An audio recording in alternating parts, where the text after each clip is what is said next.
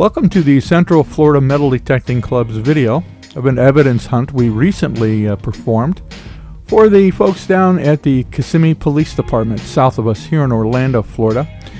The hunt was for a handgun that was tossed apparently in this lake, or was thought to have been tossed in the lake, that was used in a murder. That's Alan, our club president down there, the man who will walk the walk and mostly walk the walk. He doesn't talk the talk much. Well, there's Dave catching a water and drinking it. Dave is one of our members in the search team, and he's going to catch one for Alan. Good catch. You can catch that in a slippery open boat. There's the police up there, and what they're going to try to do, Alan here, our club president again, is they're going to try to pull a canoe across the center of this drained pond. Now, the center of this pond is so much quicksand, and those of that tried to walk out there were up to our waist in quicksand and mud.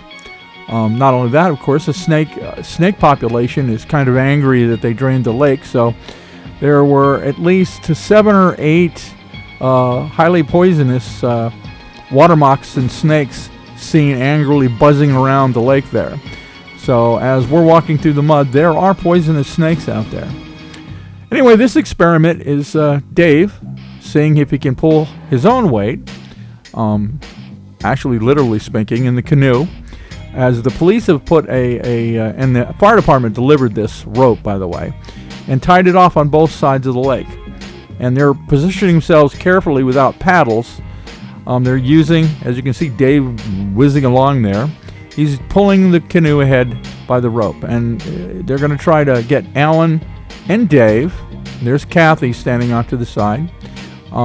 They were going to try to fit 3 people in the canoe and tow them across as they swung their metal detectors across the middle of the lake.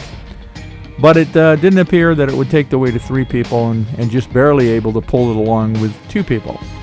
So as you take a look at our club president down there, you see him with his hand up to his eyes there, looking far off, and at me with the camera. You may notice what you think are boots on his lower legs there. Here's the request for the scoop by Alan. Here's the handoff to Kathy, who misses it.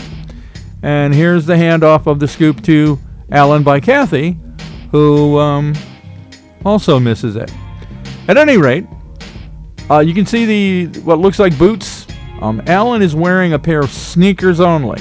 He has no boots. He's walking in that poison snake-filled muck with just tennis shoes. And he's actually metal detecting as he walks out toward the center of the drained pond. Now, there was lots of cans and bottles that give us signals, and of course, we had to hunt in all metal mode, because all metal mode, we're looking for a handgun, and we can't discriminate out any of the ferrous type of trash we normally do, so we had to pick up a bunch of stuff. So here's Alan actually getting transferred to the canoe, as Dave holds up his end, literally again, of the rope, so Alan can get into the canoe. And Alan is using a MineLab Excalibur 1000 underwater metal detector. Most of us were really nervous about bringing a land detector out here in the quicksand and the mud. They don't hold up well, and that all-water version, you can use those to scuba dive with. Okay, now Alan's getting into the canoe. Looks like he's made it. And again, his mud boots are really mud. So they're going to try to cruise across the lake now, scanning. And there's Kathy. Kathy was going to be the 3rd passenger, but she stuck not really ashore, but up to her boots in the mud. She accidentally left her shoes in those boots when she got stuck in the mud earlier. And she's taking photographs with her little bitty camera. Matter of fact, she's a professional photographer, and she's using just a small snap-it camera for some low-level stills of the adventure proceeding here. All right, well, with both Alan and Dave pulling, they managed to pull themselves across sections of the center of the lake here. If they were to jump overboard at this point, they'd probably disappear in the mud because it was still pretty wet. And there's still actually probably about 3 feet of water located in the center. It looks like they're going to try once more to pull themselves ahead a little bit. Alan's going over the side. Meanwhile, Kathy is picking up the fish. There was a fish population in there, and she's actually pulling up the tiny fish that had to be sacrificed so we could drain the lake and look for the handgun. Poor things. A lot of Florida bird population showed up at this lake as we were packing up. There was lots of fish and wildlife on the surface, and they were enjoying that thoroughly.